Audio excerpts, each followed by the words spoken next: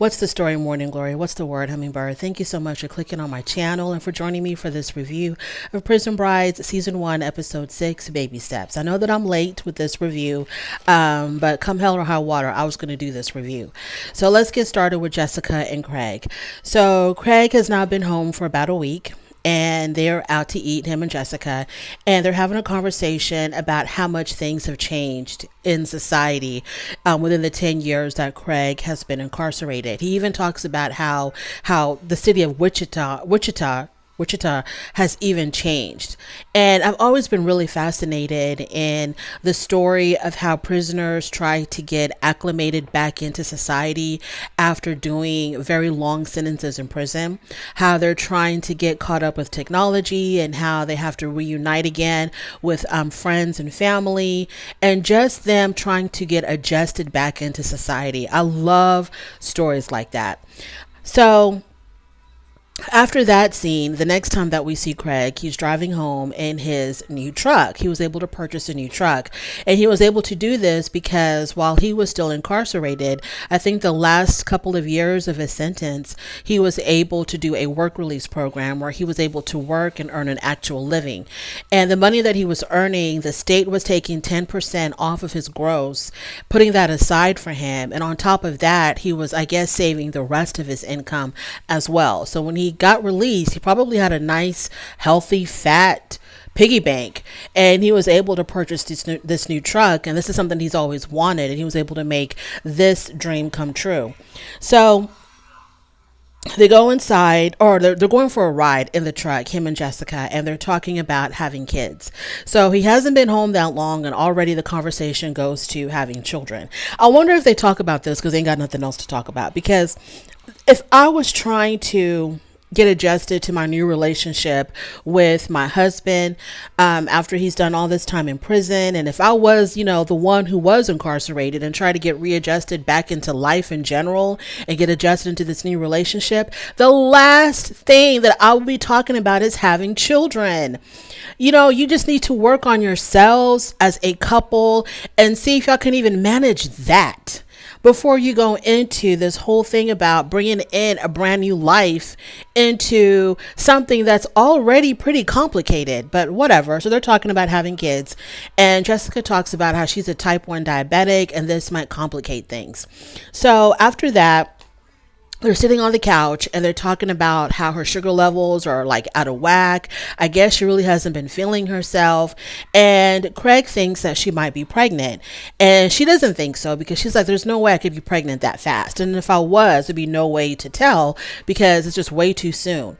And he was like, no, I think you might be pregnant. And he gets really excited because he really does want to have children with her.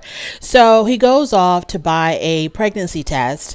And when he comes back with it, he also got himself some lottery tickets while he got the pregnancy test.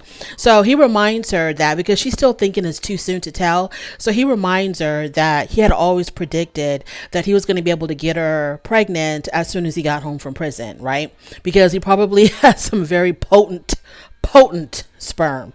So from all the years of being locked up. So as she's in the bathroom taking the pregnancy test, he's scratching off his lottery ticket, and the lottery ticket has a bonus word that you scratch off, and his bonus word happened to be the word child. So he thought this was a really good indication that she might be pregnant. So Jessica comes out of the bathroom and she's holding the pregnancy test, and the girl is pregnant. And they were excited, they were happy about it, especially Craig. And I'm just like, why? It's a beautiful thing. It's a beautiful thing, obviously, no matter what the situation is and no matter what your circumstances are. If they're healthy enough to bring a child into it, that's a wonderful thing. It's a blessing. But like I said, they already are trying to deal with the stress of being reunited, of trying to make it work as a married couple. He just got released from prison.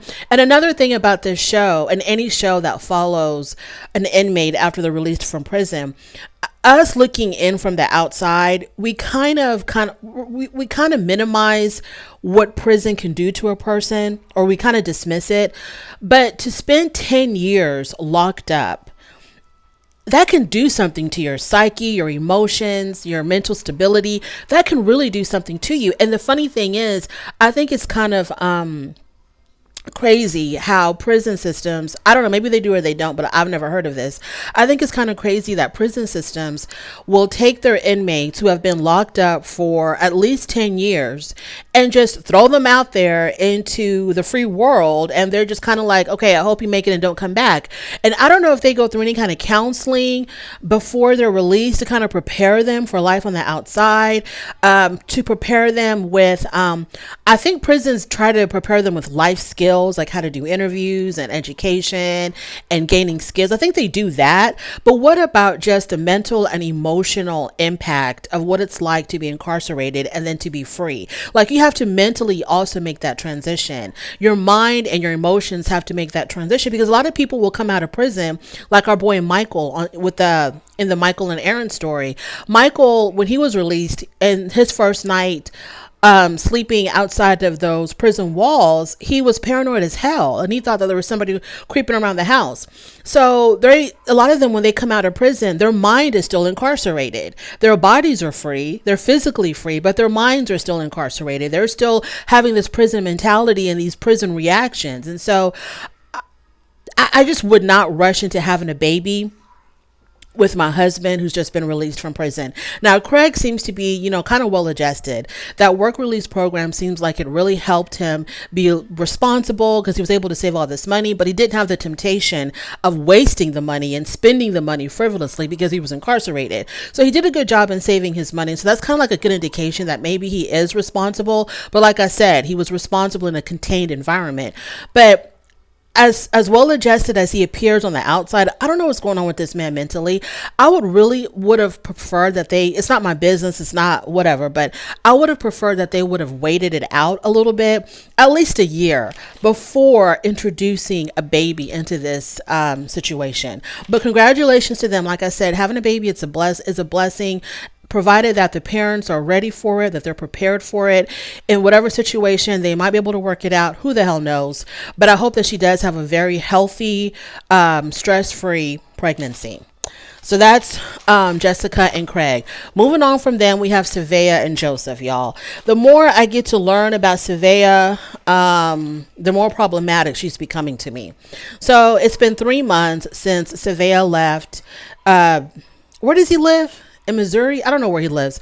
It's been 3 months since Savea left the United States to go back to England, I believe. And now she's back again. And I'm like, girl, how are you affording all these tickets flying back and forth? Because this is like, since we've been watching the show, this is probably like her second or third trip to America. Are you like using your frequent flyer miles, or you just got it like that? Because I think she's a midwife. So I don't know how she's affording all these trips. So Joseph tells us that he feels like Savea is way out of his league, because she does have an air about her that she expects things to be a certain way, and she has certain expectations of him as well. So he definitely sees it, he definitely feels it, and he feels like, he might not be able to live up to her expectations. Now, he tells us that Savea is used to a certain standard of life, and that she's not going to lower her standards for him. Savea is disappointed that upon her return back to the United States, she has to stay in that damn basement with Joseph, because he has yet to get an apartment of his own. And I'm like, but girl, he's only been out a few months. You know what I'm saying? Like, how can you expect him to have saved up enough money to get an apartment where you have to put down a security, first and last month's rent, however the hell it's done? How do you expect him to have saved up that much money that fast to get an apartment? But anyways, so she asked him about, has he been looking for an apartment? And, he's doing the best he can. And I feel like all of this pressure that she's putting on him, it might lead him back to a life of crime if he doesn't want to lose her. If he'll do anything to keep her, he might go back to doing whatever he's got to do to make money to satisfy her in order to keep her in his life. So after that, they go to an art studio to do some painting. And while they're there, we find out that art is really important to Joseph. He tells us that the two things that made it possible for him to do his time in prison, it was his art and it was Savea. So art is extremely important to him, and he wants to make a career out of it. And he talks about how when he was in prison, he was someone had introduced him to abstract art. He got really into it, so he started painting in prison. It was a good stress reliever. It was a good escapism for him, and he wants to make a career out of it. So while they're at this art studio, he's doing his abstract art, and he tells Savea that, you know, he wants to do this for a living, and she kind of like snickers. You know, she's kind of like, are you serious? You know, she really dismissed it. She did not take him seriously at all. And she was not down for that. And so she talked about how she doesn't get his art. You know, she doesn't understand it, but it's whatever. But she's hoping and praying that he's not going to try to take this too damn seriously. And I just thought that that was kind of mean. If he goes about it the right way, right? If he goes about it the right way, I see nothing wrong in trying to pursue a career in art. As long as he keeps a job that's going to continue to pay him, then fine. You know, you can pursue your talent, your passion, on the side, and, you know, maybe take some classes in art to get better at it and to understand it better. And who knows what might happen. You should never crush anybody's dream as long as they go about it in a responsible way. Now, speaking of going about it in a responsible way, let's talk about this dinner scene. So they're out to dinner in this really fancy restaurant, and over the seafood platter, he announces to her that he's thinking about quitting his factory job or warehouse job. And he wants to do that because he wants to pursue art full time.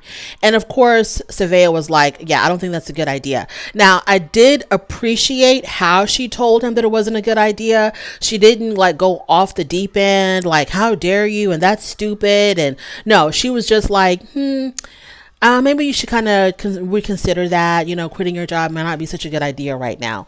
So she was telling him, you know, in a really positive way that that might not be the way to go about it. You know, you need to keep your income coming in, and you can't just quit that to pursue a career in art, because a career in art is almost like a career in the entertainment industry or in professional sports. You know, when you make it, you can make it big, but the probability of making it is extremely small. So I don't know if he wants to be like the kind of artist that sells their art in a gallery, or if he wants to be the kind of artist that works with like movie studios or works with a company, like a what do you call it? Like I don't know, like a computer programming company or a video game company. I don't know if he wants to utilize his talent with another area of industry, or if he's just about painting on a canvas and hoping to sell that. Because if he wants to pursue it in another area of industry, like he wants to incorporate it in, for example, I don't know, making video games or designing clothes or in, the film industry or something like that, like like some type of graphic type industry, I can definitely see that working out for him. But if he's like, he wants to be like Picasso and hope that he gets discovered and he becomes this famous artist, that might be a long shot. So when she tells him, okay, I don't think you should quit your job, he was kind of shocked by that, because he said that, I thought she would have supported me quitting my job and pursuing my dream. And I'm like, were you not there at the art studio when you told her you wanted to do that? And she practically laughed in your face. No, she's not going to support you quitting your job. And you already talked about how Savea has really high expectations and she wants you to make that money. And yeah, I don't think she's going to be cool with you quitting your job. So after that, we see them go to an apartment showing, because he's considering getting his own apartment. So they go to this apartment to check it out. And in the beginning, Savea didn't have a lot of enthusiasm because she's still extremely worried about him quitting his job. So the first apartment that they look at, the rent was $1,500 a month. And that was enough to encourage this man to keep working at the warehouse, because he was like, oh, okay, so I see what I got to do now. Yeah, you got to keep working at the damn warehouse. So after he made that decision to keep working, Savea felt a whole lot better and felt a lot more secure now that he was going to not quit his job, because he realizes that he's not going to be able to get anywhere with art right now. But yeah, let's not do that, please, Joseph. Moving on from there, we have Gabriella and Jamal. So Gabriella and Jamal, they're already engaged, and this is the couple where she lives in England and he lives in I forget where. And it's the same city where the other two prison brides live. And they formed this like little community of prison brides, whatever. So she's also the one that's trying to help him appeal his conviction because he claimed that he was not guilty of the manslaughter charge that he was convicted of. He claims that he didn't do it. His mom, made up this lie that got him convicted. And so Gabriella is working on trying to get him this appeal. So when we see Gabriella, she's going to her sister's house and she's supposed to be getting married in 2 weeks. And the sister is extremely worried about Gabriella marrying this inmate that she barely knows. So they talk about his appeal and the sister asks her, what if the appeal is denied? And Gabriella's like, I can't even, think about that. I'm focused on the fact that this is going to work out. And so in order to get this appeal going, you have to hire an attorney and probably a team of attorneys to try to get a conviction overturned. So obviously nobody has any money to do that. So she started a GoFundMe with a goal of raising $50,000. And that's probably just a tip of the iceberg, unless they go through those nonprofit organizations, legal organizations like the Innocence Projects that will be willing to take up your case. I'm pretty sure they tried that, but maybe the Innocence Project either denied them or they're still waiting to hear from them. But they're trying to raise $50,000. And if they have to get an attorney that's going to require to get paid, I think $50,000 will barely scratch the surface of how much money is going to be needed to go through this appeals process. So we learned that Jamal is going to be eligible for parole in about 13 years when Gabriella is 39 years old. And so she tells her sister this, and they talk about the possibility of her having children. And Gabriella says that she already has a plan. If he doesn't get released until his first parole comes up, she's going to freeze her eggs. She's going to freeze her eggs. And her sister's like, why are you even going through any of this? Why don't you try to pick somebody else? Why don't you consider dating somebody else where you can have a family right away? You don't have to worry about anybody being released from prison. And Gabriella gets extremely defensive. And she's like, this is my life. This is what I want to do. And can't nobody change my mind. And so her and her sister keep going back and forth. And their voices get raised. Gabriella gets really upset. And she's really offended by the things her sister is saying. Like her sister, I think with Gabriella, it's just the fact that just trust me. Okay, just trust me that this is going to work out some way, somehow. Just trust me. I know what I'm doing. Have some faith in me. And the sister is coming from a place of, he's an inmate right there. This is an awful pairing just by that alone. It doesn't matter if this man has a heart of gold. It doesn't matter if this man is actually innocent. He's an inmate. And why do you even want to go through the stress of trying to get his conviction overturned and waiting for him to be released and waiting all these years for him to come out so you can finally start a relationship with him? Like, why even bother with that when you can have a man in the free world who can treat you so much better and do all the things? So they're just not going to see eye to eye on this. So Gabriella ends up walking away. She gets up, she leaves, and that's the end of that. The next time that we see Gabriella, she's getting ready to travel back to America. Not back. I don't know if she has been here before. She's getting ready to come back to America for her prison wedding.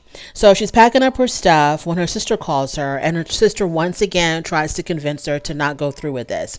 And once again, Gabriella is like, this is my life, my business, stay the hell out of it. This is what I'm going to do. Take it or leave it. So she ends up hanging up on her sister because, the conversation was going nowhere. I don't know why the sister even tries, because Gabriella seems to be extremely, dead set on getting married to this man and waiting for him however long it takes and helping him with this appeals process. Nothing can change Gabriella's mind. So why even bother? I'm from the school of the heart wants what the heart wants. It doesn't matter what anybody says. The heart wants what the heart wants. And so if I was a sister, I wouldn't even bring it up. I would just support her, maybe even support her from afar, from a distance, and just be there for her when it all comes crashing down. Moving on to Aaron and Michael. So Michael finally has a job. He works for a pizza place. And when we see them, they are going for a picnic. And at the picnic, they're talking about getting married. And Michael tells Aaron he wants to get married ASAP. He says, he's not getting any younger. He wants to make this happen as soon as possible. And Aaron cannot marry him ASAP because she is still married to her ex, or her estranged husband. They are still legally married. I'm assuming this is the father of her child. I don't know. So she can't get that done because she can't afford to get a divorce. So she's kind of like stuck in limbo. That's basically where their segment ended. Him wanting to get married, her not being able to because she's still married to somebody else. So we haven't gotten to the part where she discovers that he is using. We haven't gotten their part. That should be next week. I thought we were going to get there this week, but I guess not. So yeah, that's my little review for Prison Brides. Better late than never. No matter what, I'm going to do this Prison Bride review. It might take me a while, but I'm going to do this Prison Bride review. Thank you so much for joining me. I really do appreciate it. On your way out, please don't forget to rate the video if you like this content. Please subscribe to my channel, and I'll definitely talk to you later. Bye.